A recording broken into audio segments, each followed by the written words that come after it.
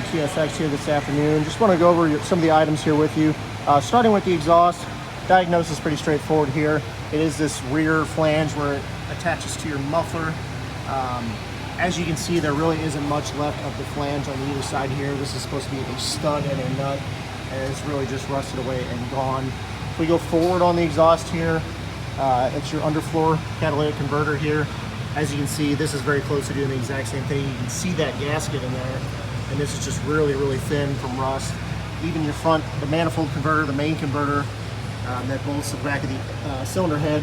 So you can see the shield is rusted through here, and then these bolts where it attaches, if you look at this side here, you can see a little bit of thread sticking out there. On the other side, it is just smooth and rusted away. So I would fully expect both of those bolts to just break off in the converter if I did try to get that exhaust down. And I don't think you can really drill these out. It's a stainless alloy they use in exhaust, and it just breaks drill bits left and right.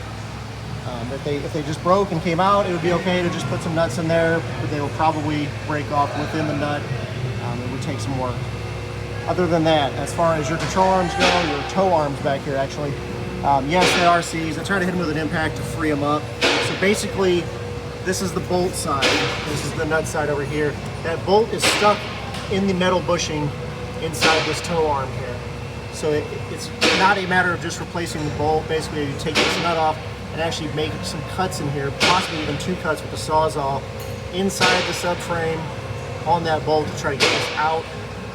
Pretty labor intensive, so you would need arms as well as the bolts on both sides. And then last but not least, just starting to see some oil leaks up here on the engine.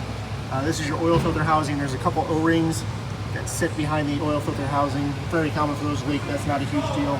Same with a decent seep over here on this side of the engine.